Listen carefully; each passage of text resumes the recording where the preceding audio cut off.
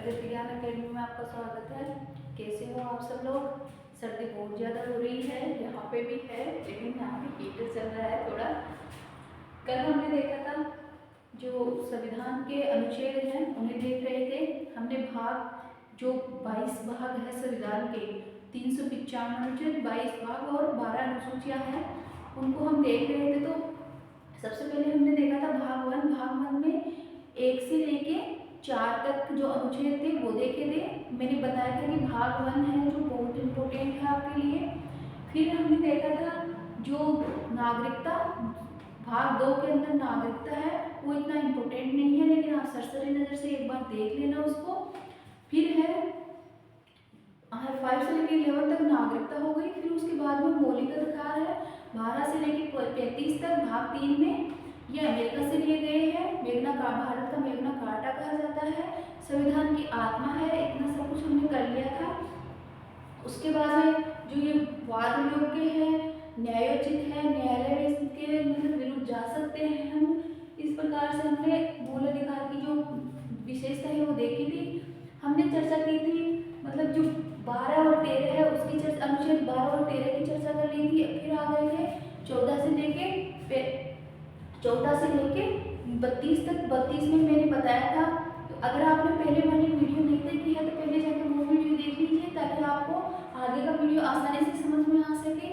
तो उसमें हमने जो मूल अधिकार है उनको 7 पार्ट्स में डिवाइड है, तो उसको पहले 7 को देखा था, मतलब 7 जो भाग है उनको देखा था। उसमें जिन मैंने ट्रिक भी बताई थी, तो आप वहाँ पे जाके देख लेना। आज हम पढ़ेंगे जो मौलिक अधिकार है उनको डिटेल से पढ़ेंगे कि कौन से अनुच्छेद में कौन सा क्या लिखा हुआ है। तो सबसे पहले हम देखेंगे समता का अधिकार। तो समता के अधिकार में हम सबसे पहले लेते हैं अनुच्छेद 14। अनुच्छेद 14 में कहा गया है विधि के समक्ष एवं विधियों का समान संरक्षण।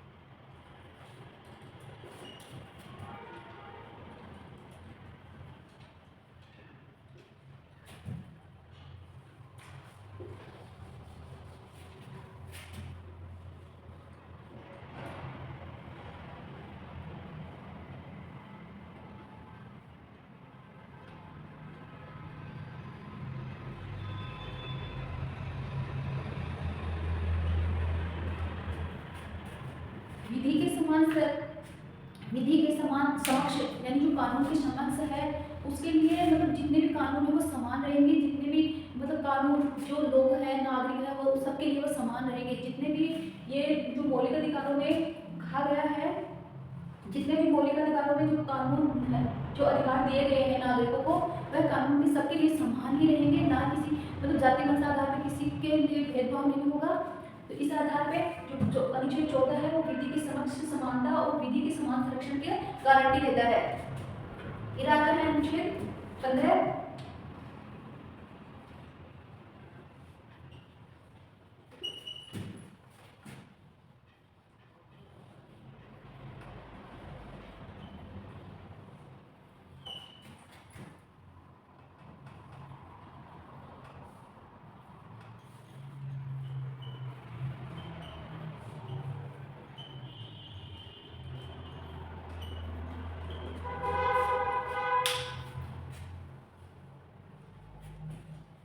जो सार्वजनिक स्थल है इसमें कहा गया है, अनुच्छेद 15 में कहा गया है कि धर्म, मूल वंश, लिंग, जाति और जन्म स्थान के आधार पर किसी भी सार्वजनिक जो स्थल है वहाँ पे भेदभाव नहीं होगा, सबके लिए समान है।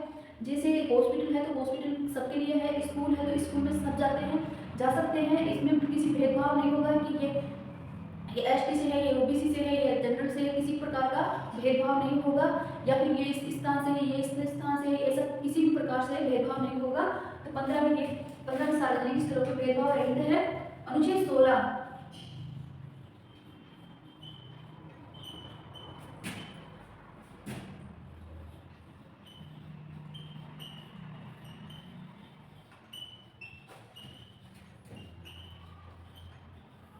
अनुच्छेद 16 कहता है कि किसी भी व्यक्ति के साथ में जन्म, लिंग, धर्म, वंश, जाति आदि के आधार पर अवसर जो एग्जाम्स या कोई भी अवसर है उसमें भेदभाव नहीं किया जाएगा। मतलब जो नौकरियां हैं इनमें किसी भी प्रकार का भेदभाव नहीं होगा, बिना भेदभाव के लिया जाएगा कि जैसे आ गया कि ये एसटी का है, ओबीसी का है या ओबीसी में डिवाइडेशन है, तो ऐसा नहीं होगा।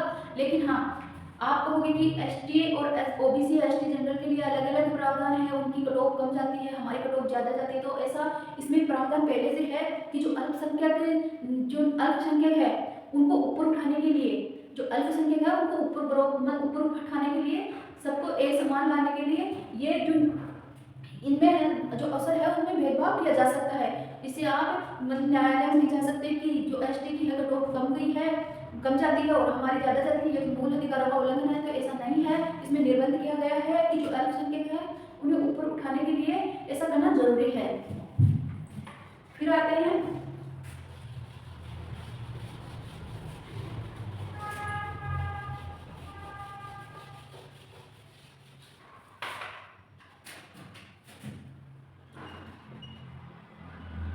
अनुच्छेद 17 में अस्पृश्यता,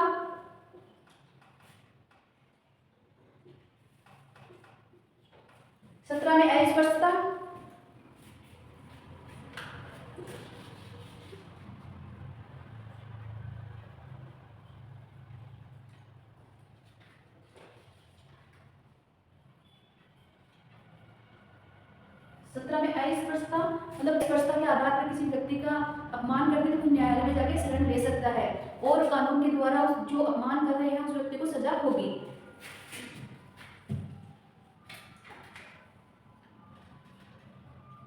फिर है अनुच्छेद 18 में है उपाधियों का अंत।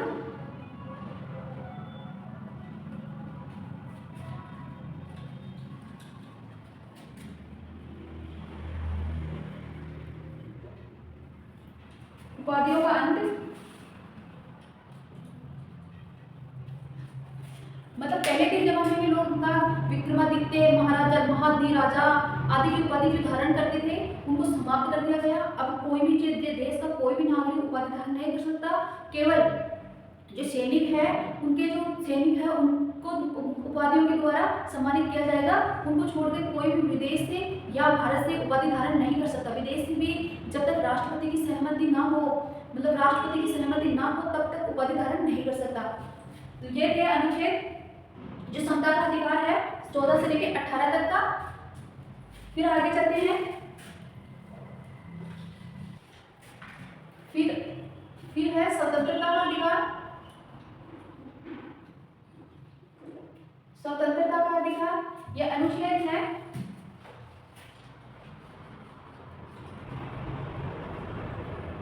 19 से लेकर 22 तक। जो समता का अधिकार था उसमें कितने अनुच्छेद थे? 5 अनुच्छेद थे। इसमें 4 अनुच्छेद हैं।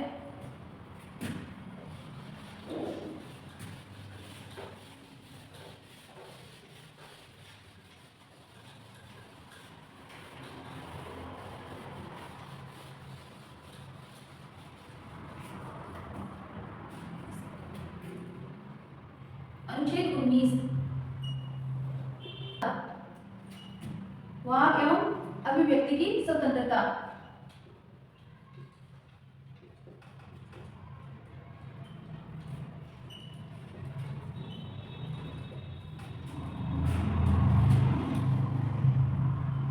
में क्या कहा गया है? वाक और अभिव्यक्ति की स्वतंत्रता कि किसी भी व्यक्ति को बोलने से नहीं रोका जा सकता।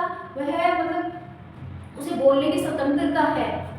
हर प्रत्येक नागरिक को बोलने का अधिकार है, उसे रोक नहीं सकते। फिर बी है सम्मेलन का अधिकार।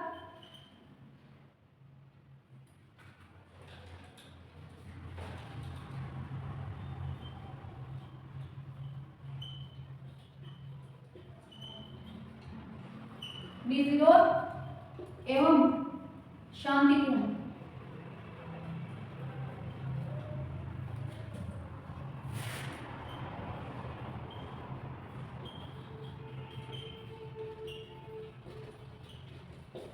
निर्विरोध शांतिपूर्वक सम्मेलन कर सकते हैं। फिर सी है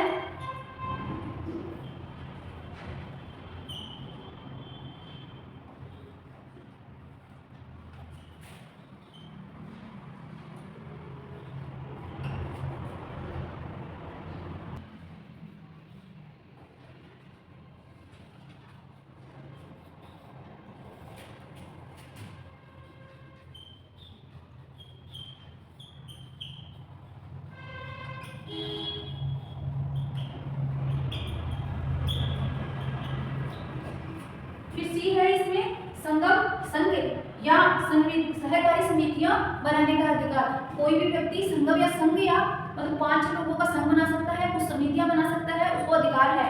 तो इसको याद करने का तरीका है कि पहले बोलने तो दीजिए, बोलने की स्वतंत्रता दीजिए, उसके बाद में हम सम्मेलन करेंगे, कुछ लोगों को बुलाएंगे, बुला के सम्मेलन करेंगे। हाँ, हम निर्विरोध करेंगे, कोई किसी का विरोध नहीं करेंगे, हम मतलब शांतिपूर्वक तरीके से निर्विरोध करेंगे, शांतिपूर्वक तरीके से सम्मेलन करेंगे।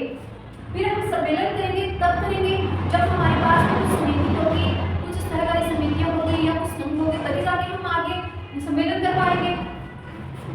तो फिर इसमें देखते हैं फोर्थ,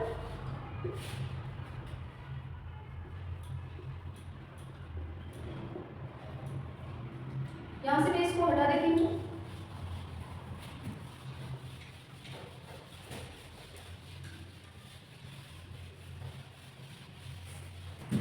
फिर है डी है भारत के राज्यों में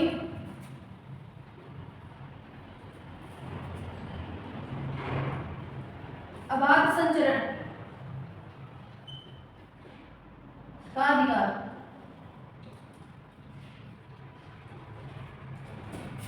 डी कहता है कि भारत के मतलब प्रत्येक नागरिक को भारत के किसी भी मतलब क्षेत्र में संचरण करने का अधिकार है। कहीं पे भी भारत के किसी भी राज्य में घूम सकता है। तो वो तो सभी करते हैं कि कोई भी नागरिक होता है भारत में घूम सकता है, विदेश में घूम सकता है, ये उसका अधिकार है।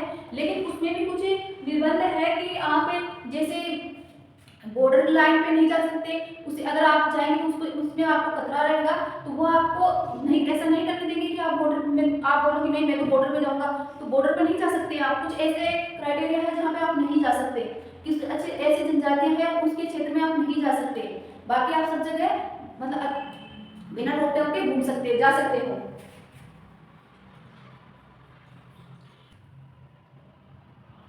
ई है घूमने और बसने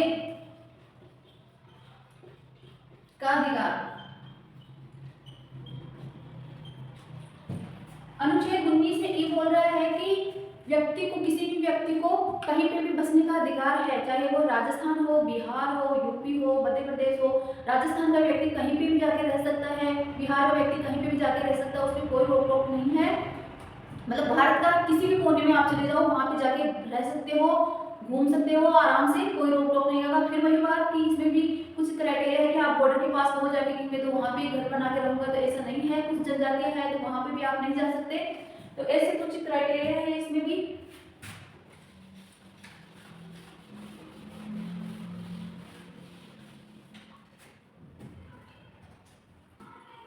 एफ में है कि आप घूम सकते हो, बस सकते हो, लेकिन फिर आप कमाओगे तो कहीं पे भी कारोबार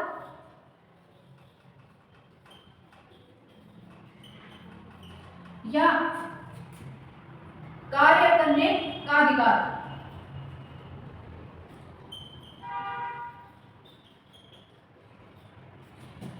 ऐसा तो है नहीं कि आप चले गए वहां पे जाके आप कुछ काम नहीं करोगे, तो आपको हर जगह काम करने का अधिकार है, आप कहीं पे भी जाके अपना कारोबार स्टार्ट कर सकते हैं। ऐसा कतई नहीं है कि आप वहां यानी एक राज्य से दूसरे राज्य में नहीं जा सकते, कारोबार आप आसानी से स्टार्ट कर सकते हैं। फिर है जी है संपत्ति अर्जित का अधिकार।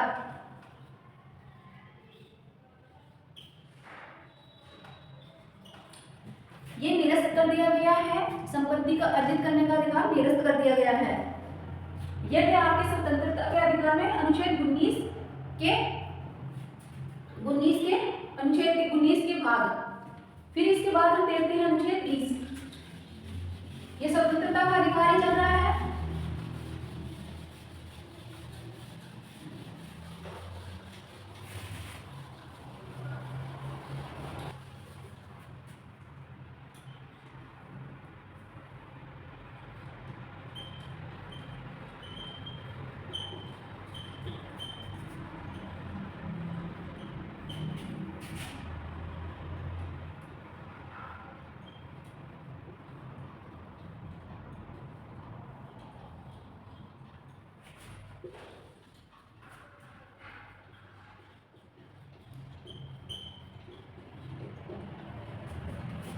अपराध के लिए दो सिद्धि से संरक्षण, मतलब कोई व्यक्ति अपराध करता है तो उसके कुछ क्राइटेरिया है, उसको मतलब जो कानून है उसको पूरा करना होता है। जैसे 24 घंटे के अंदर अपराधी को कानून के समक्ष पेश करना, और जो अपराधी है उसे आप अपने खिलाफ गवाही देने के लिए नहीं बोल सकते, अपराधी को गवाही देने के लिए खुद को नहीं बोल सकते, और जो उसने जुल्म किया है, जो उसने अपराध किया है उसके लिए 2 बार सजा नहीं हो सकती, और जो अपराधी है उसने जिस टाइम पे अपराध किया है और उस टाइम पे जिस अपराध किया है और उस सजा का प्रावधान है वही सजा उसको होगी।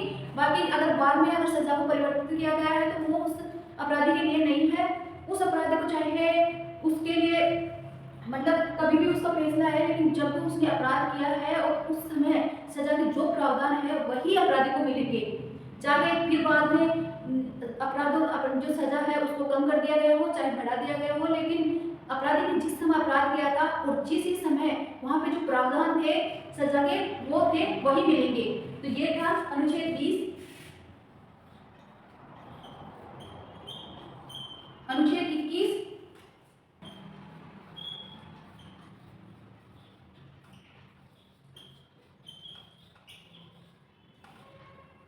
प्राण एवं दैहिक स्वतंत्रता। अनुच्छेद 21 को मिनी संविधान है वह कहा गया है।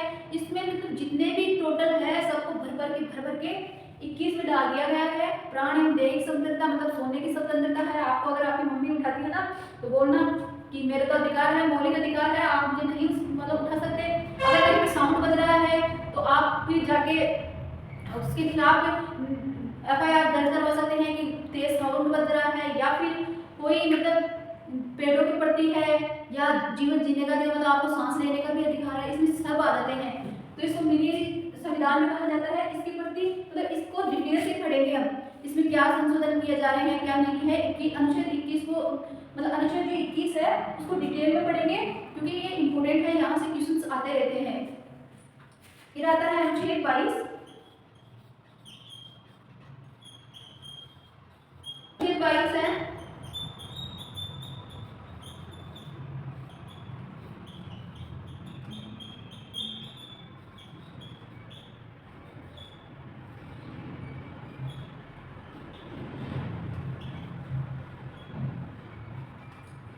निरोध एवं गिरफ्तारी से संरक्षण। अनुच्छेद 22 निरोध एवं गिरफ्तारी से संरक्षण का मतलब है कि इसमें दो प्रकार की जो होती है, 2 प्रकार की सजाएं होती है, साधारण कानूनी और मतलब निवारक हिरासत। तो साधारण कानून में है कि आपने कोई अपराध किया है तो उसके लिए आपको सजा दी जाएगी, और निवारक हिरासत है उसमें है कि आपको पहले से उस पर शक हो रहा है कि ये कानून अब अपराध करने वाला है। मतलब जैसे कोई व्यक्ति है तो उसने अपराध किया नहीं है, अभी तक अपराध नहीं किया उसने, लेकिन वो करने वाला है, किया नहीं है लेकिन करने वाला है, तो उसे संदेह के आधार पर गिरफ्तार करना इसमें शामिल है। तो ये हो गया आपके स्वतंत्रता का अधिकार। और अब जो शोषण के विरुद्ध अधिकार है वो कल देखेंगे। आप अगर पहले वाली वीडियो नहीं देखे हैं तो उसको भी देख लीजिए ताकि आपको आगे आने वाली वीडियो समझ में आ जाए। और अगर वीडियो थोड़ी भी अच्छी लगी हो तो लाइक करें और कमेंट्स करें और शेयर जरूर करें ताकि आपका सपोर्ट रहेगा तो ही हम अपने चैनल को बढ़ा सकते हैं। ये मेरा चैनल नहीं है, आपका भी है। आप भी इसमें अगर आप सपोर्ट नहीं करोगे तो मेरा कुछ नहीं होगा। अगर आपका चैनल है आप ही सपोर्ट करोगे तो कल आगे की बातें कर देते हैं।